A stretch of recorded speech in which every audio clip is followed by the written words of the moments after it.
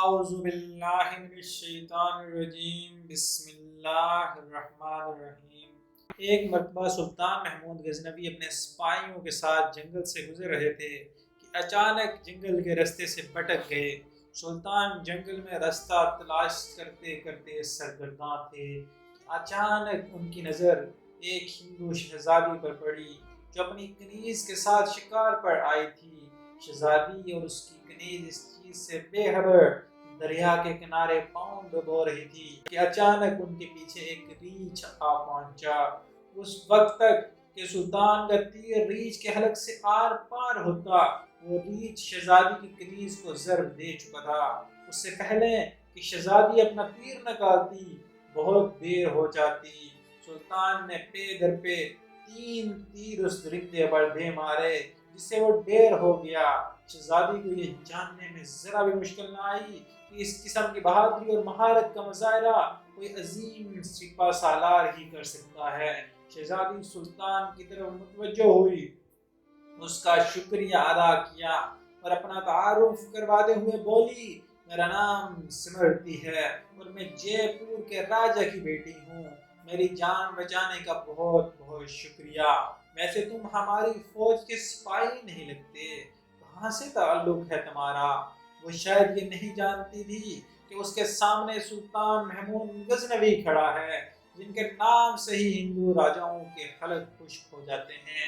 پھر کیا ہوا؟ اس ویڈیو کی ڈیٹیل میں جانے سے پہلے میری آپ سے التماس ہے کہ ہمارے چینل پولیٹیکل فرنٹ کو سبسکرائب کیجئے، ویڈیو کو لائک کیجئے اور شیئر کیجئے۔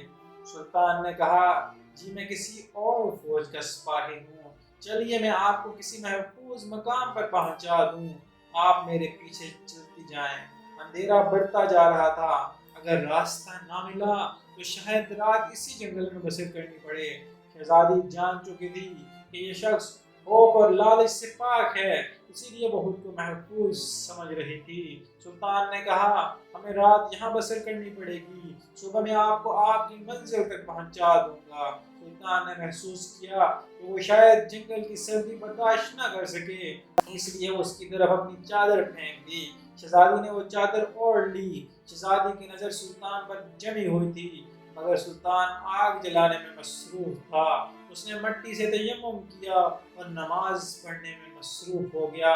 شہزادی یہ دیکھ کر چونک گئی کہ یہ شخص تو مسلمان ہے اور کہیں یہ غزنی کے لشکر سے نہ ہو، وہ تو بھینس، بھیڑ، بکری اور انسان تک کھا جاتے ہیں، سب کا ماس یہ ہڑپ کر جاتے ہیں۔ پھر اس نے سوچا کہ یہ شخص ایسا نہیں ہو سکتا کیونکہ اس نے مجھے جنگلی جانور سے بچایا ہے۔ سلطان نماز کے بعد دعا کرتے وقت زار و گتار رونے لگے۔ سلطان نے اپنے خنجر کی نوک اپنے پاؤں کے انگوٹھے پر رکھ کر دبا دیا۔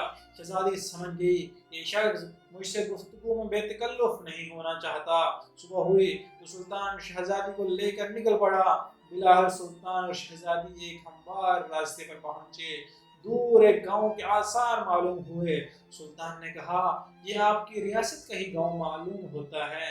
گاؤں پہنچنے پر شہزادی نے اپنے سپاہیوں کو حکم دیا کہ 2 برق رفتار گھوڑے اور کچھ اناج اس سپاہی کو دے دیے جائیں۔ شہزادی نے سلطان سے کہا، اجنبی، آخر تم کس مٹی کے بنے ہو؟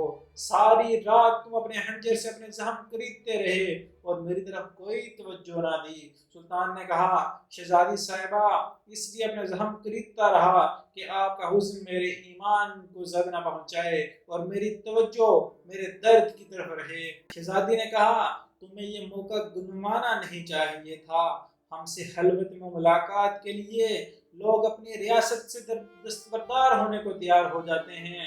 سلطان نے کہا، میں مسلمان ہوں اور حضرت محمد مصطفیٰ احمد مجتبیٰ صلی اللہ علیہ وآلہ وسلم کا غلام ہوں۔ میری نظر آپ کے جسم پر نہیں بلکہ اپنی روح پر ہے۔ شاید میرے جسم سے گناہ کا داغ دھل جاتا لیکن روح پر اس کا گناہ داغ لے کر میں بارگاہ نبوت حضرت محمد مصطفیٰ صلی اللہ علیہ وآلہ وسلم کے سامنے کیسے پیش ہوتا؟ میں ایک سچا مسلمان ہوں۔ شہزادی یہ جواب سن کر بہت متاثر ہوئی۔ شہزادی نے کہا، اپنا نام اور اپنی فوج کا نام تو بتاتے جاؤ۔ سلطان بولا، میں سلطان محمود غزنوی ہوں اور غزنی کی فوج کا سپہ سالار ہوں۔ یہ کہہ کر سلطان نے گھوڑے کو ایڑ لگائی اور سٹ پیٹ دوڑتے ہوئے نظروں سے اوجھل ہو گیا۔ میری آپ سے التماس ہے کہ ہمارے چینل کو سبسکرائب کیجیے، ویڈیو کو لائک اور شیئر کیجیے۔ جزاک اللہ۔